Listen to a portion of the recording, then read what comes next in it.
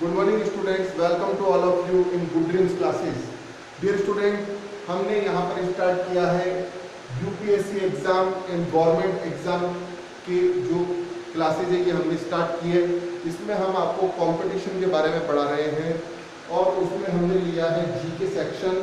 इसकी लास्ट एक क्लास हम पहले आपको डाल चुके हैं और इकोनॉमी इसके अंदर हमने ली थी। लास्ट क्लास के अंदर हमने आपको डिस्कशन किया था कि इकोनॉमी का मतलब क्या होता है और इकोनॉमी कितने टाइप की होती है। नेक्स्ट आज हम अगले सेक्शन की तरफ बढ़ते हैं। हमारा अगला सेक्शन है आज की क्लास में इकोनॉमी के अंदर कितने टाइप की एक्टिविटीज होती है। तो एक्टिविटीज इन इकोनॉमी, इकोनॉमी के अंदर डियर स्टूडेंट दो टाइप की एक्टिविटीज होती है। Number one economical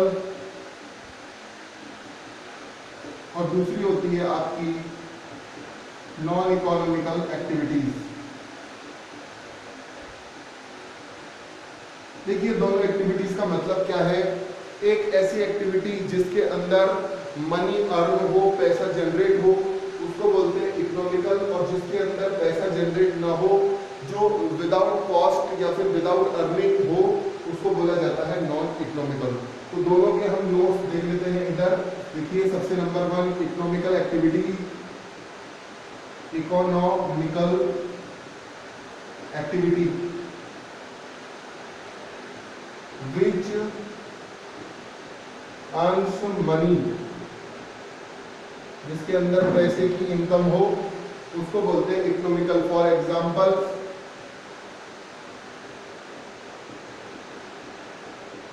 teaching,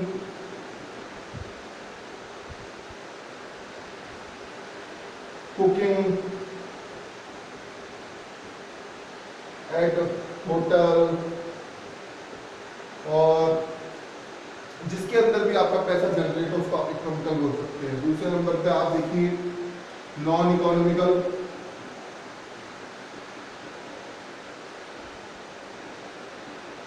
non economical activity का मतलब है विच नॉट अर्न्स मनी, जिसके अंदर पैसा जनरेट ना हो। जैसे मान लो आप अपने ब्रदर को घर पे ट्यूशन पढ़ा रहे हो फ्री ऑफ कॉस्ट, या फिर आप किसी रिलेटिव के लिए कोई काम कर रहे हो, घर का काम कर रहे हैं, डोमेस्टिक वर्क्स, अपने ही खेत में कोई फार्मर अगर वर्क कर रहा है, कोई वुमन अपने घर का काम कर रही है, तो वो फिर नॉन इकोनॉमिकल एक्टिविटी हो जाएगी। तो देखिए for example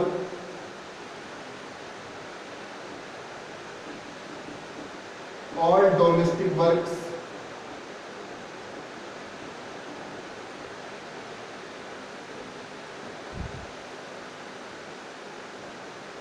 work by farmer in self farm, अपने ही खेत के अंदर अगर एक फार्मर खेती कर रहा है तो उसको भी आप नॉन इकोनॉमिकल बोलेंगे। तो सबसे पहले हमने ये इकोनॉमिकल एक्टिविटी देखी। अब इसके बाद में हम आते हैं इसके दूसरे सेक्शन की तरफ कि इकोनॉमी के अंदर सेक्टर्स कितने होते हैं। देखिए कोई भी चीज़ अपने पार्ट्स से मिलकर बनी होती है, सेक्टर से मिलकर बनी होती है, तो एज वेल एज अपनी इंडियन इकोनॉमी के भी पार्ट्स होते हैं। तो इंडियन इकोनॉमी के बेसिकली तीन पार्ट्स होते हैं, primary sector, secondary sector and tertiary sector, और इन तीनों को मिला के बनती है आपकी इकोनॉमी। तो देखिए हमारा है next sectors of economy, sectors of economy, इसको आप हिंदी में बोलेंगे अर्थव्यवस्था के क्षेत्र।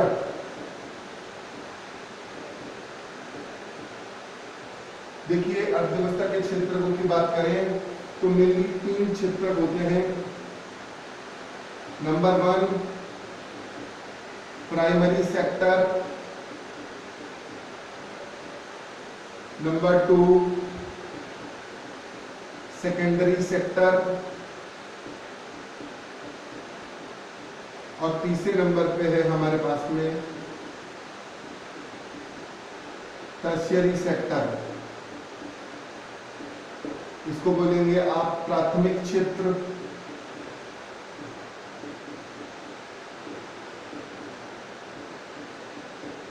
इसको बोलेंगे आप द्वितीयक क्षेत्र,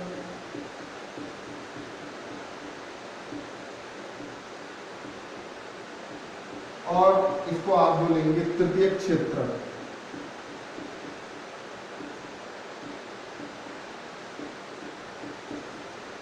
अब तीनों के अंदर क्या चीज आती है साहब? तो प्राइमरी सेक्टर, यानी कि प्राइमरी का मतलब है कोई भी प्रोडक्ट, कोई भी चीज जो सबसे पहले नंबर पे आपकी तैयार हो रही है, बन रही है, वो आएगी प्राइमरी सेक्टर के अंदर। वहां से बनने के बाद में जब वो दूसरे लेवल पे गई और वहां पर उसमें कुछ और एडिशंस हुए और फिर वो एक नया प्रोडक्ट बन के निकली, तो उसको बोलेंगे आप सेकेंडरी लेवल। और टर्सरी लेवल यानी कि वहां से निकलने के बाद में फिर जब वो बिकने के लिए मार्केट एक्सेट्रा में पहुंची, तो उसको आप टर्सरी सेक्टर बोलेंगे। तो देखिए, आप जानते हैं सबसे पहले नंबर पर प्रोड्यूस चीजें कहाँ पर होती है? बेसिकली दो जगहों पर होती है। अगर आपको कोई फसल उगानी है, कोई फ्रूट, कोई वेजिटेबल, कोई फ्लावर, कोई भी क्रॉप अगर आपको उगानी है, तो वो आपका ग्रो होगा एग्रीकल्चर में। और अगर आप कोई मेटल या फिर जैसे गोल्ड, स्टील, आयरन, कॉपर, ये सब अगर निकाल रहे हैं तो ये माइनिंग में होगा। तो दो सेक्टर्स इसके अंदर हो गए हैं, एग्रीकल्चर और माइनिंग, जहाँ से प्राइमरी कोई भी प्रोडक्ट हमको गेट होता है और फिर इसको आप प्रोडक्शन बोल सकते हैं। इनिशियली ये क्या हो रहा है, उस चीज़ का उत्पादन हो रहा है, प्रोडक्शन, और देन प्राइमरी सेक्टर। तो देखिए, आप प्राइमरी सेक्टर के अंदर दो चीजें मेनली आ रही है आपकी, एग्रीकल्चर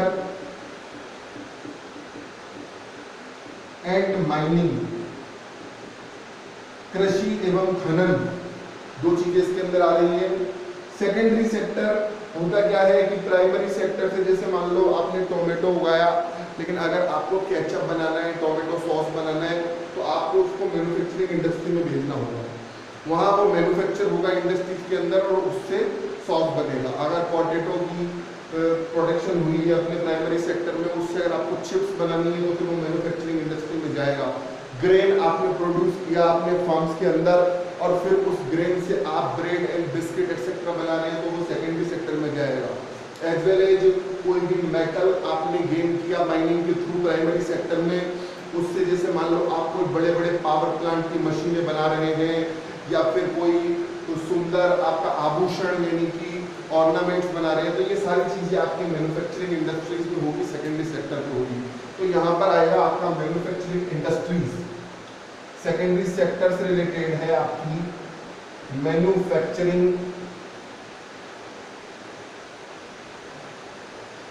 इंडस्ट्रीज, विनिर्माण उद्योग। मैन्युफैक्चरिंग दो वर्ड से मिलकर बना है, मेन्यू प्लस फैक्चरिंग, यानी कि मैन्युअली ह्यूमन की हेल्प से जब आप एक प्रोडक्ट से दूसरा प्रोडक्ट बनाए तो उसको मैन्युफैक्चरिंग कहा जाता है। और इसको हिंदी में बोला जाता है विनिर्माण, यानी निर्माण के अंदर भी आपने कुछ एडिशन करके विनिर्माण किया, उसकी एक्स्ट्रा लागत आती है, एक्स्ट्रा कॉस्ट आती है, और ये सारे काम इंडस्ट्रीज के अंदर होते हैं। आगे मैं आपको बताऊंगा कि इंडस्ट्रीज भी कई टाइप की होती है। सबसे छोटे लेवल पे कॉटेज इंडस्ट्री, उसके बाद में स्मॉल स्केल, फिर आपकी होती है बीच में आपकी इंडस्ट्री जो आती है उसको मीडियम इंडस्ट्री बोलते हैं, और बड़े लेवल पे लार्ज इंडस्ट्री होती है। तो जो छोटी इंडस्ट्री होती है उनके लिए एक अलग से मिनिस्ट्री भी बना रखी है गवर्नमेंट ने, और उसको बोला जाता है MSME, MSME, माइक्रो स्मॉल एवं मीडियम एंटरप्रेन्योरशिप। तो ये पूरा का पूरा आपका डिपार्टमेंट बना हुआ है। तो यहाँ पर इनकी मैन्युफैक्चरिंग होती है टेक्नोलॉजी की हेल्प से, मैनुअली, और फिर यहाँ से प्रोडक्ट जो है वो आपका जाता है टर्सरी सेक्टर में, और टर्सरी सेक्टर में आता है मार्केट। वहाँ पर डिस्ट्रीब्यूशन यूनिट्स लगी होती है मार्केट, और मार्केट के अंदर जो है आप उधर सर्विसेज भी परचेज करते हैं। बहुत सारी प्रोडक्ट से सर्विसेज बनती है, जैसे कि ट्रांसपोर्टेशन हो गया, कम्युनिकेशन हो गया, आप किसी भी होटल के अंदर रुक रहे हैं, ये सारे कोई ओला बाइक पर या फिर ऊबर के आपके अंदर आप जा रहे हैं, या फिर घर पे आपके स्विगी के थ्रू कोई होम डिलीवरी हो रही है, ये सारी चीज़ें आपके सर्विस सेक्टर में आती है। प्रोडक्ट जो आप मार्केट से खरीद रहे हैं वो सर्विस सेक्टर में आता है।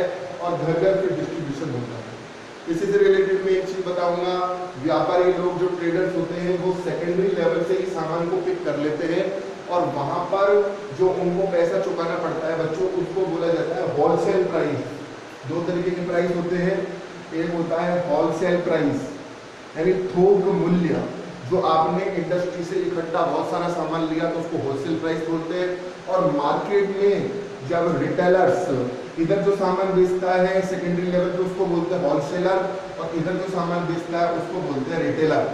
तो यहाँ पर जो प्राइस होगा उसको बोलेंगे रिटेल प्राइस, खुदरा मूल्य और थोक मूल्य। तो ये मैंने आपको सारा इधर सेक्टर क्लियर किया है।